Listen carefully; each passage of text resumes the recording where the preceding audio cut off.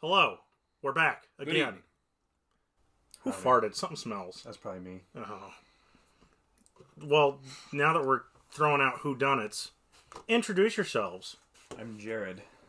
And I'm Jordan. Dude, I thought I had it backwards all these years.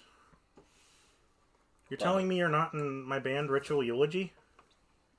Not that I know of. Oh, well, anyways. We're here to talk about something from our childhood.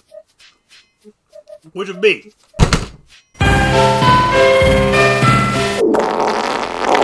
Thomas the Tank Engine. I promise I treat this with better respect than just slamming it on a table. This is a childhood relic right here. Thomas and Friends. There's a box of those in our basement somewhere. Collecting dust and bones. I've talked a little bit about like different childhood things, like childhood cartoons and stuff in the past. Whether it's on my actual podcast that I've done in the past or stuff on the channel here. Just because there's a lot of things that are being more modernized, like a lot of the cartoon shows I watched as kids. There's Funko Pops of them now. I revisit a lot of that stuff, talk about it, whether it's for the content or the music or whatever. And over the past couple of years, like Jordan and I especially, like started talking about Thomas the Tank Engine after a while. And how many years have we said we're going to sit down and do this? Like 3 years now, maybe? Something like that. That we were going to all sit down together and talk about Thomas the Tank Engine, because we all grew up with it. I still have some of my wooden trains. I obviously still have some of the movies. A while ago for a movie night, Jordan and I literally watched Thomas and the Magic Railroad, which I saw in theaters as a kid. I did too. Was terrified of it, because that's when I still had my phobia of theaters, like big, dark, and closed spaces, which I've told that story before. So I like literally cried through the whole movie and like was literally like trying to barter allowance to like leave the theater because I was so scared. Our aunt took me, I think. I think that's Aunt Val? Yes, that's who. Wow. Her and Mom both took me to the theater. I think I was like 5. Yeah, I was 5. Yeah, it was a long time ago. So before we did this, we sat down and watched a couple episodes of season 1 just to get more familiar with the older stuff, which the tape I have is the original aired version with Ringo Starr doing the narration and all the voices and stuff. Ringo ate your baby.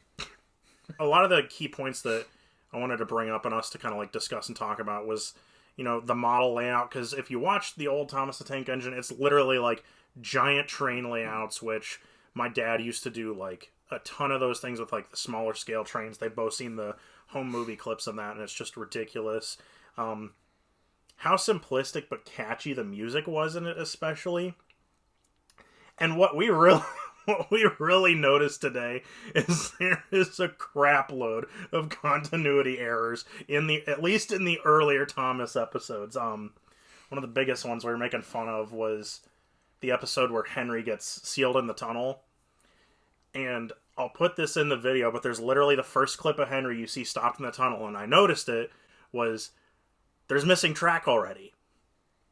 And then we realized Henry's like pushed forward even more, just barely out of the tunnel in other shots where there's still track there. So I was like, man. I think they thought kids, literal children, wouldn't notice at all. You're right. I was today years old when I figured it out. Like, so It's probably hard to get that stuff too. Like, you film what you can and you realize you need something else, and you've already tore down that thing, or yeah, because they had to stop motion the bricks and stuff there and everything. Yeah, and it was just like, they realized, damn, we need a establishing close-up shot of Henry in a tunnel, and the only thing they had was without the track. And so they just well, and then you brought up the point. You're like, well, how does the other train like coming in that direction get through then? Right. They have to reroute the entire island around one bitch-ass train. That's not very cost-effective. I would say cut your losses and keep Henry in that GD tunnel. I mean, you're not wrong. And just, what was the thing you were like, every time they'd bring a new big train, and you're like, there it is! Oh, and they're doing the, like, post-credits, and they're all the trains with the little placard in front of them, and that shows their name, and every time it would be in a different order, I would notice, and then when they put a new train in a different order, it's like the real-life Leo DiCaprio meme, where he's just like, and that was me, and just, oh, that's different! And my monkey brain was just wired like that. I just some of those episodes, like I'd watch them. Like there was the one night after you came over. I think it was that same night we watched the movie. Yeah, because I think I went home. We talked about it more. Because I was like, dude, I'm on YouTube and I'm just like in a Yeah, it was like It was 3 hours later, and I'm like, I'm down a rabbit hole of watching all these episodes. I was going through like season 1, and like my favorite season ever that I grew up watching, and like I like went back and revisited and stuff, was always season 3. I don't know why. I couldn't even tell you like what season anything's from. I just think of like list some stuff from season 3 so we can like them finding like Oliver and stuff like that, and that was scary. Oh, that was my that one, and then when they find Rusty in season 4. When they go and like talk to like all the Diesels, but you don't see the Diesels' faces and stuff like that. That was always like, that's terrifying. Like, even as a kid, I was like, that's terrifying. Like, ooh. That leads us into the next bullet point we had, just childhood traumatic episodes, because some of those I like watch back and I'm like, yeah, I don't like it. That one, there's one later that's I don't know who they trick. I think it's Duncan. I think it's Duncan with the ghost train. They trick him into seeing a ghost train, and like that was pretty scary. That was super. I'll throw a clip into that too, because that just. Suddenly, the engine lost control and plunged over the side into the swamps below.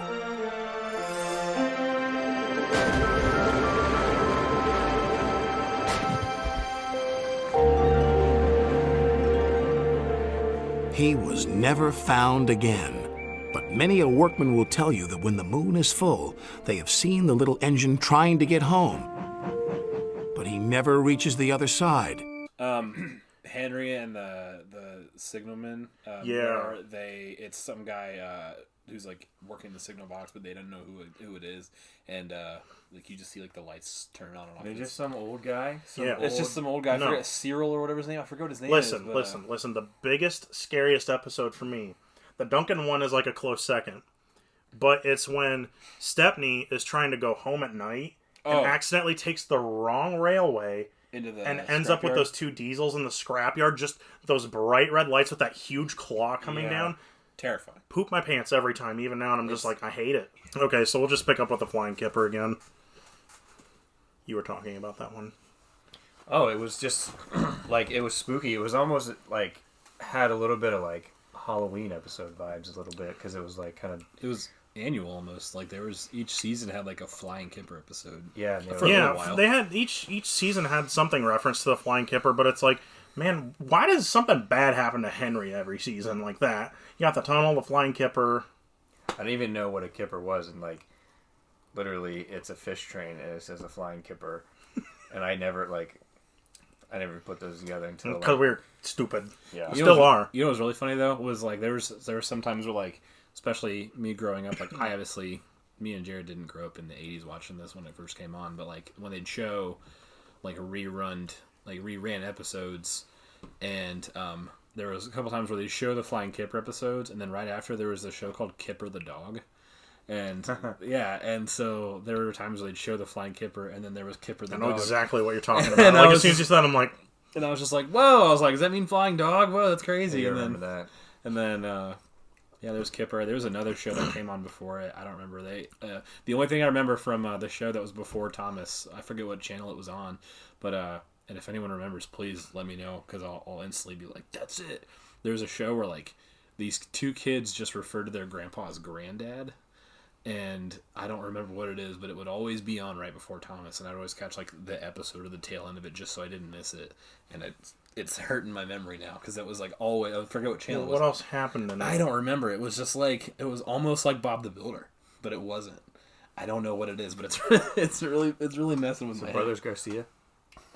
It was not Brothers Garcia. Oh, okay. What? That sounds so familiar though. I just can't like. Yeah, I don't remember what it was. Yeah, but back to like other like really creepy things. I mentioned this before. We had a little bit of a film issue. My phone ran out of memory, so we're having to like talk about stuff all over again. But no biggie, it happens. But one of the things I was mentioning earlier was fuck, I can't remember now. The Steamroller, George the Steamroller, George was kind of scary. Oh, that was kind of weird. Just yeah. Oh, Boulder. I brought up a point that like normally when it's filmed, like, you don't see any motion with the mouths or talking or anything like that. And then, but in this case, you see the boulder, and then you see, like, the face appear on the boulder, and it's just kind of like, oh, it just kind of, like, freaked me out as a kid. It's not that, like, I'm still scared of it, but I watch it, and I'm like, oh, man, this terrified me as a kid. But it kind of unlocks memories, and it just kind of makes you think of it again. You're like, oh, that was kind of creepy when I There's first different watched things, like, when I was a kid, especially, that were unsettling, and, like, getting over my fear of theaters for the longest time was really hard. Like, I told you about what happened as a kid, right? Didn't I? Uh-uh. I never tell you that story. Did I tell you the that? full thing. So, there was this place, that was, for all you Ohio people, it was kind of like COSI, like a science-y museum, in Indianapolis called the Children's Museum. It's like COSI, but it's literally like a 5-floor building. Like, it's huge. It's like 3 times the size of COSI.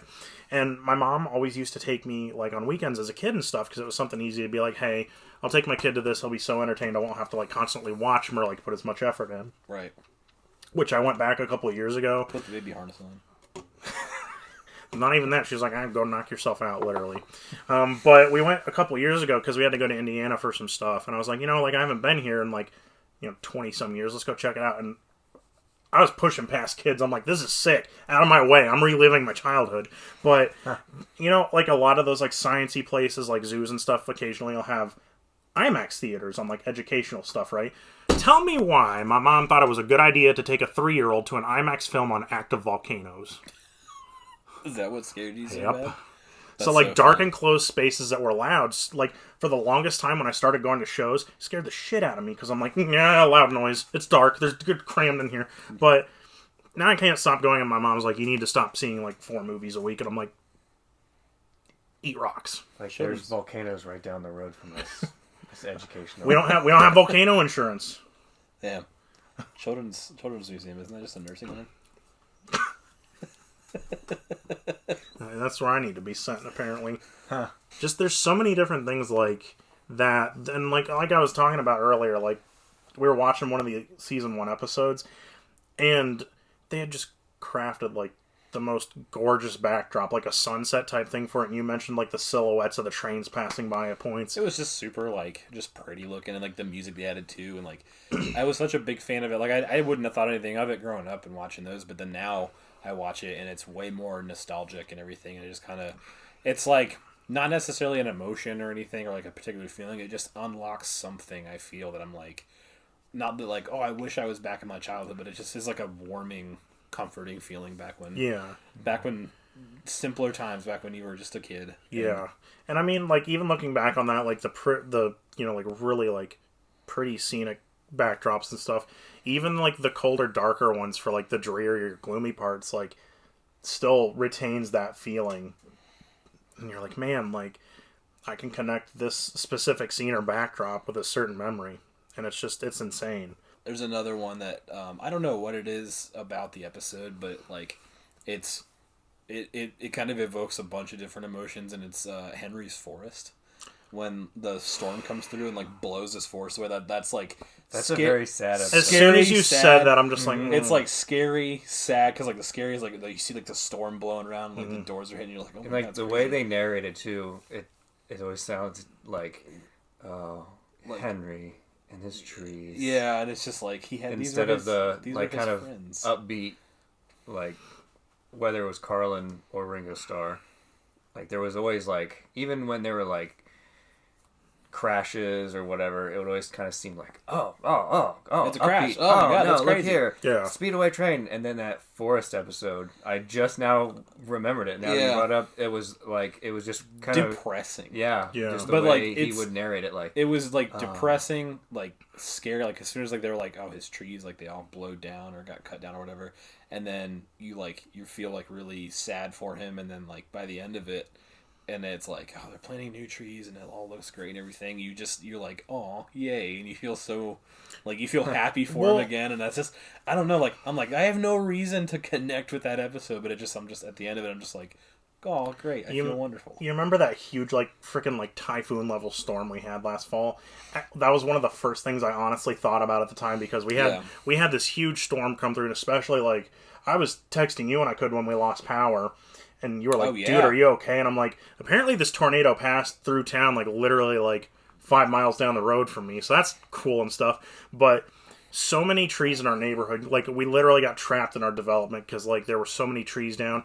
And I think about it, there's this one huge pine tree which you've seen in some of my vlogs that's out in our backyard. Huge pine tree, literally like lightning. I don't know if lightning got it or the wind got it, but it literally was in half and they had to take it down and out. And I'm like, it's really not that big of a deal, but at the same time, this tree's been here so long since before I moved into this house, and I was a kid and stuff when I first moved in here, and it's just like, dang, like, I don't know, it just gets you thinking. I thought back to that Henry episode at that time, I'm like, Yeah. I'm the train and I'm in the storm. And so I'll just go through, like, YouTube rabbit hole, and then by the time I realize I've done that, I'll go back on my homepage, and every suggested video it's nothing but just, like, Thomas stuff. And it's funny, I'm just like, oh man, I look like a child. Honestly, like, I did they're that. fun. Yeah, It's I just did that fun. one night, not just with Thomas, but there's, like, all these different, like, I don't know if you guys remember the kids series. It was There Goes a Blank, and whatever they had, like, there goes a train, there goes a fire truck, there goes a plane or something like that. I don't know. If I sent it to you, you'd be like, oh yeah, I kind of remember this. But they had different stuff like that.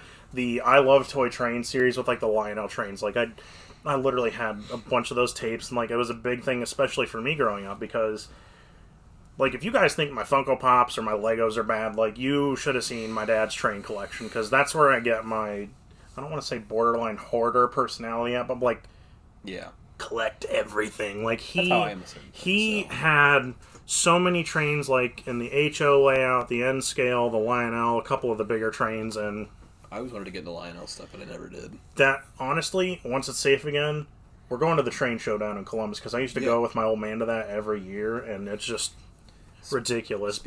Speaking of kid shows, do you remember JJ the Jet Plane? Okay, I do. Yeah. Good. Dude, I grew up with that. That one was creepy. Mhm. I don't know, like, nothing about the subject matter was creepy, but I'm just like, oh man, their faces actually move. Some of the shots of the planes This were is creepy. This is Yeah. crazy. What was that one show? I don't think we were even kids anymore when this was on TV. It was just people were talking about it, but it was like, oh, I don't remember what it's called. Is it sad I remember part of the JJ the Jet Plane theme? Not at all. Do-do-do-do-do-do. Way down in Terrytown. I forget what the things are, but like they're these little fuzzy creatures, and like their heads are barely visible. Jordan. Booba. Is that what it is? Booba. Oh no. I don't remember those. That is kind of creepy. Booba. Those things? That's what it is. It's called Booba. Booba. Oh, I do remember those. We were like, I was just not a kid anymore. I was like, If anyone is watching this that we know, you'll understand why we're laughing so hard at Booba. Yeah, so there are many ways In the that tank. we can revisit series that we enjoyed as kids in an honoring way, which is something we touched a bit on earlier. There are ways that you can pay tribute to shows in a not so flattering way. Are we going to talk about it? Shed 17. I've watched this twice now, in addition to the sequels at G1. Yeah, Mike's probably seen this multiple, I don't know how many times. a lot. And we just showed Jared, and I thought it was just super creepy. Just go ahead and tell them a little bit about it, and then we'll get Jared's initial thoughts on it. Essentially, what Shed 17 is, it's almost like a History Channel documentary style thing where they talk about, like, it's a very serious take on Thomas, and, like, you'd think, like, oh, the trains have faces, that's cute, ha ha ha, but, like, this is, like, how they came to be, and it's, like, what's it called, Jared? Biofusion. Biofusion? I'll put a link for the movie in the description, too, if you feel like ruining your entire night. But it's, like, this scientist, like, they worked for, like, Nazi Germany, and, like, his son, his son was named Thomas or something like yeah. that? And the kid gets hit by a train, and, like, they're trying to save him, and so the mad scientist guy kind of, like, uses this biofusion technology to turn his son into this train and everything, and it's just this whole series on, like, oh yeah, like, the trains you know and love aren't the original people that, you know, had this stuff done. Like, they're clones, and this stuff went wrong, and, like, the trains died in some scenarios, and it's just, it's like some of the animation is very crude and kind of, like, Laughable almost. but, like, some of the scenarios you're just like, oh my god, The subject matter of it's it's super just like, dark, and it's crazy. The final scene is really jarring.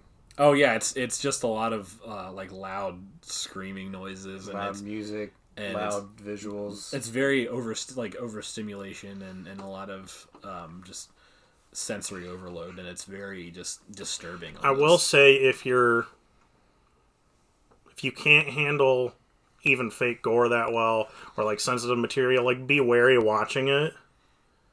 But if you are interested in checking it out, like I said, I'll put it in the link in the description. The sequel, which at some point you'll have to watch, is like It's way longer, isn't it? it's close way to an hour. It's isn't way it? longer and it's way worse. It's just like very crazy scenarios. Like it kind of touches on like the end of Shed 17 and then like what subsequently happened after. Isn't it like in the future or something like that? Not like super in the future, but like it takes place after all this stuff, and it's just like this big crazy like sci-fi adventure, and it's really funny because like I'm a massive like horror movie fan, and then like we always talk about like, oh, remember like Thomas and stuff like that. And then so you this actually is just so funny because you actually watched it and you're like, both. what in the heck? Like you don't get phased that easily. You're like, this like is I'm weird. pretty desensitized to horror films. I've been watching horror movies since I was 8 years old. And I finally found something that got you. And so watching this, I was like, man, I think the reason it got me is because I'm just like, it's Thomas, it's innocent. And then I watch it and I'm like, oh my god, no, it's not. So, so Jared, how did you feel about having one of your favorite childhood things ruined by that? If I had to make a series about how Thomas trains actually came to be, that's probably not what I would have envisioned it as being. It was weird seeing like a human body inside of a train put in there. They touched on slavery, which is kind of crazy. No, they're just really useful. Well, at the end, yeah, they talked about them being really useful, but that's after they were kind of beaten into submission. But these people like volunteering basically to become slaves just to become an engine, and their body being inside of it and tortured, and it was really jarring. Like I said, even the more tame parts of it, and the gore isn't even really like gore. It's bad animation gore, but it's still like G1 gets worse, I can promise shocking, you. but that last part was really, really bad. That was just... It was on a whole different level. I looked over at you a couple times, and you're just like... Yeah, there was a whole different level of just discomfort. Just terror. Yeah, discomfort. But it is kind of like something I would do, though, like a documentary, a mockumentary of something, like a made-up backstory. And I don't know if I look forward to watching... the other one, and that's it's there. So and that's the thing for me. Like I was pretty like shook up with it, but I wasn't scared. It like really scared. It was just uncomfortable, and I didn't know like how to just sit there and watch it and just be like not fazed by it and just try to be okay with what I was seeing. It was just like, oh, okay, it was bad enough, like that it was that bad animation, like.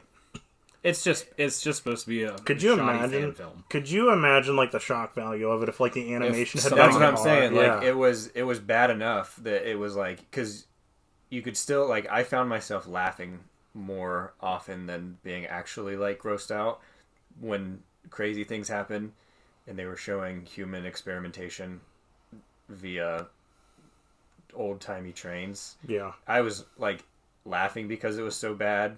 Versus being horrified, but I think if it was more realistic, yeah, like the concept if they did a live action something. The concept though is it's weird, and I think like that's not surprising. Like every fandom has just weird stuff that people do and fan projects that they make up. And I don't know why I thought like Thomas would be any different, but like so like the Vader series from Star Wars Theory. I don't know if I've ever. What? Don't watch it. It's just that cornball. Oh, okay. Oh. His take on Darth Vader is like the Shed 17 of the Star Wars fandom. Yeah. I think the creepiest thing, like the creepy part about it is like there's so many other like series and things that I enjoy where there's so many different fan theories and stuff like that. And the only other fan theories I saw about like this series is like, oh, like what was before Sodor and what was all this, and it was just very like cutesy stuff. And then there's this. And then I was like, this is the first thing I've seen where someone was like, yeah, let's take this childhood thing and just fuck it up for you. Ruin it. Let's just ruin this for you completely. I don't even remember how I stumbled across it, but I was like, Jordan, you have to watch this. It's better than Rule 34, Thomas the Train, which I'm sure is out there, but... Now we gotta go. So just kind of in closing, just like going over some of like the toys and stuff we had as kids, like I mentioned before, the wooden trains. I had bins full of just track, bins full of just trains.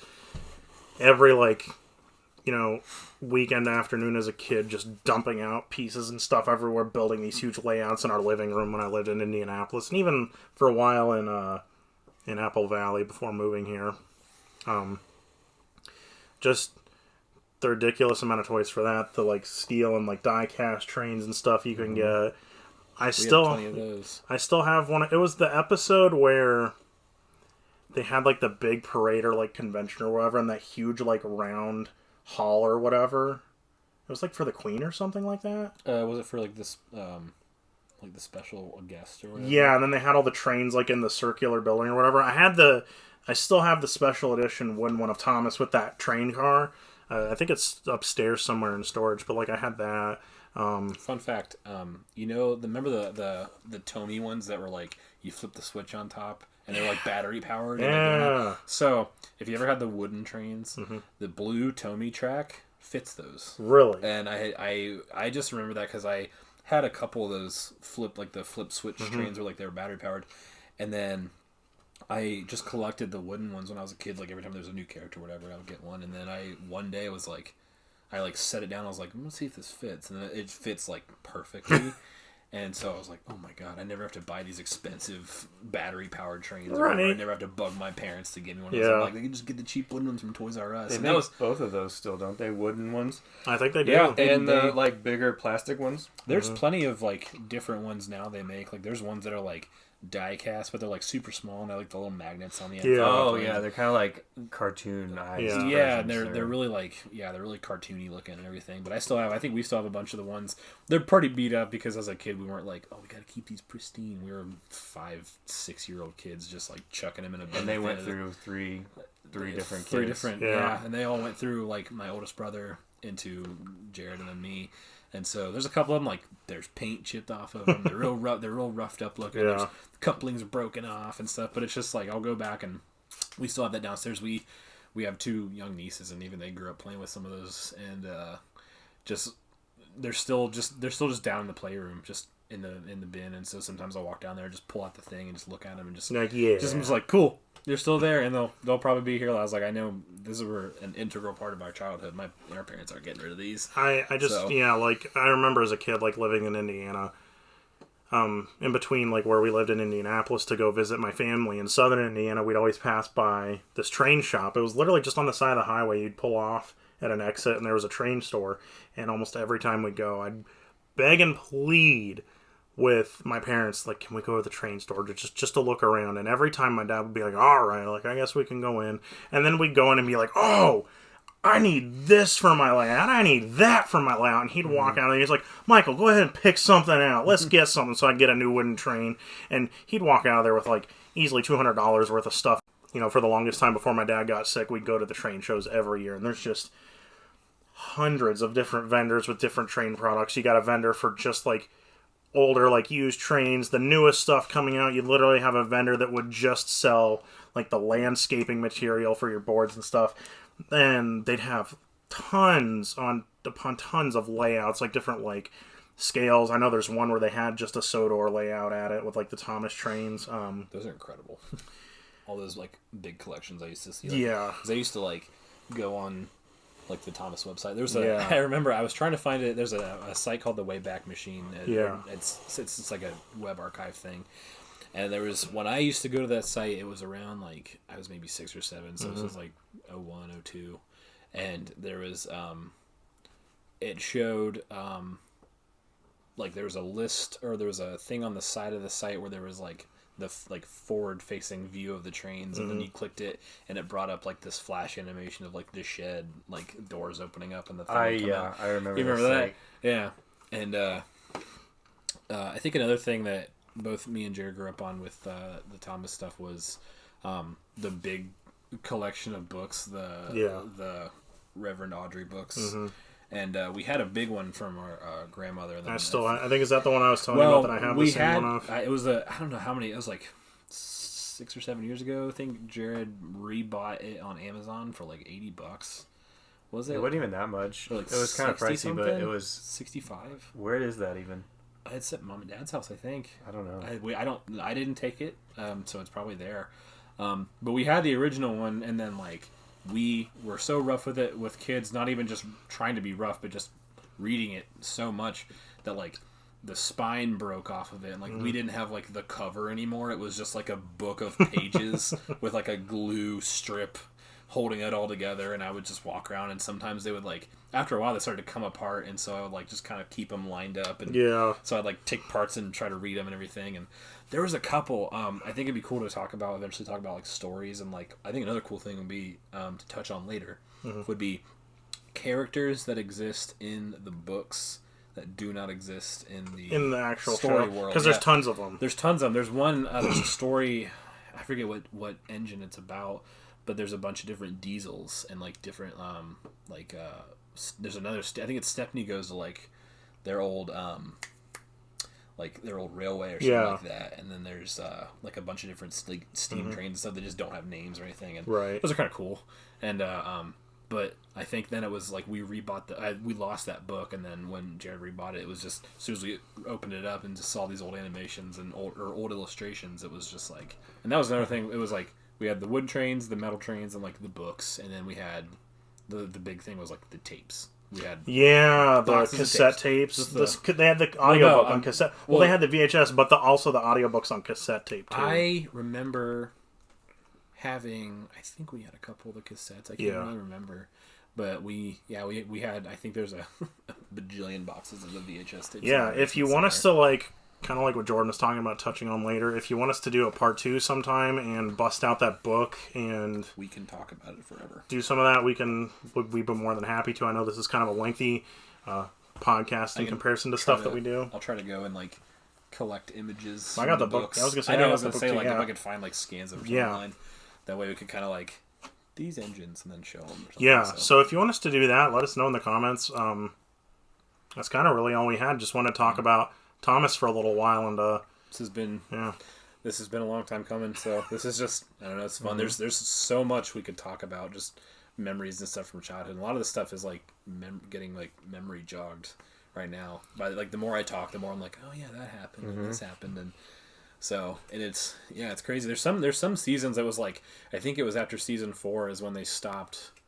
Like there was no more stories from the book. Season 5 was when they started like just writing stuff and adding like new made up characters, and I'm always like, they're all made up. Well,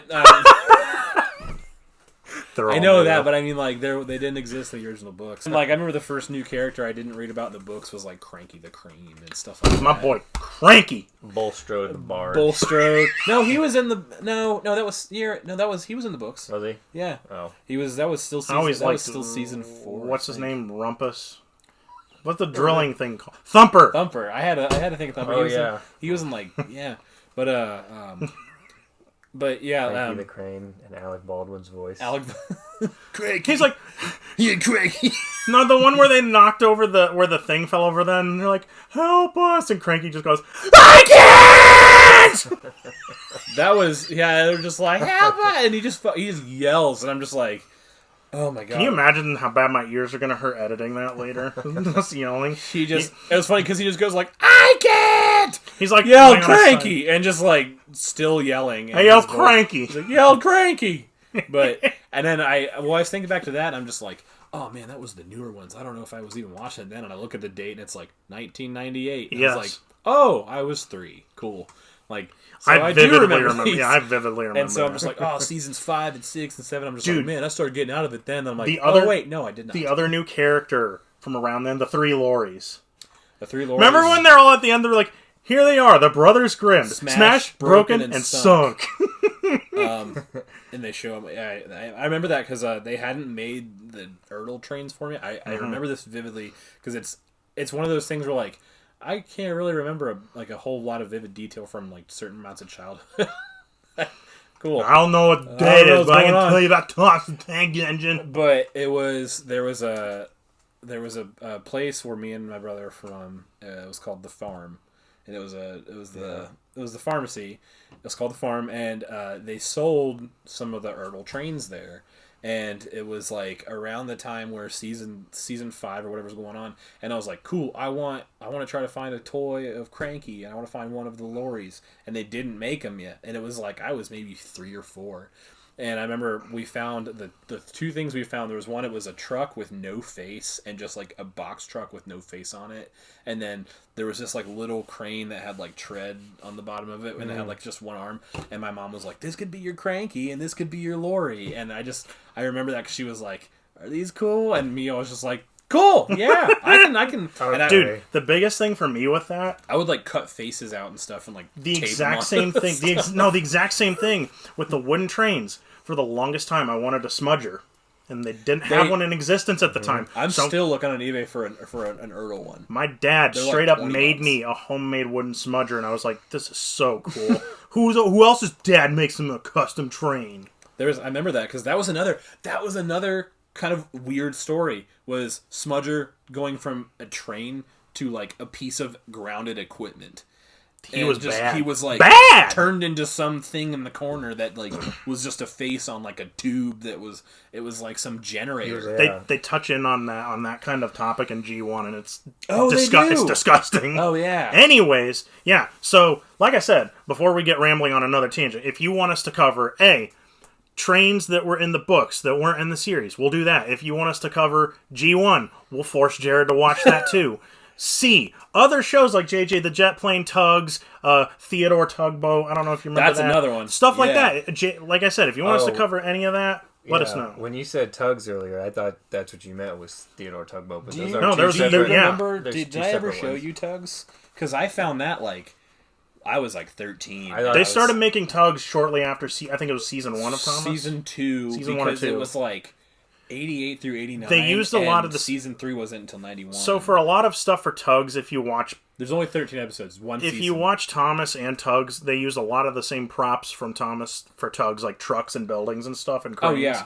And But- another thing about Tugs is it's the way it's very similar like to Thomas, same creator and everything. There was only 13 episodes. That one's another like you kind of watch it and it just kind of like it just kind of makes you feel like it could make you feel like I watched it when I was like I was like 13 or 14 because of just finding it via like Thomas stuff, and then like even watching it then I was like I feel like I already watched this when I was a kid. And another cool thing is like there's not like a narrator, like the same narrator voicing the characters saying like, oh, this line of dialogue said this character. They all have their own voices for the same character. Shout out to PBS. Yeah, and so like it's like different voices for like different characters, and like they can all talk like over each other. Yeah, it feels a little more realistic. And I always thought Thomas would be like weird, like way more interesting. I feel like the stories would fly by though, because I think they pad a lot of the dialogue with like they kind of the narrator talking about things. They did the multiple voices thing for Thomas and the Magic Railroad, but in Theodore cool. in Theodore Tugboat they did have kind of the narrator and stuff for that versus cool. Tugs. But yeah, like I said, any of those things, let us know in the comments.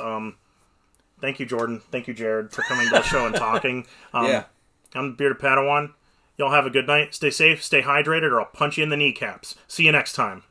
Deuces.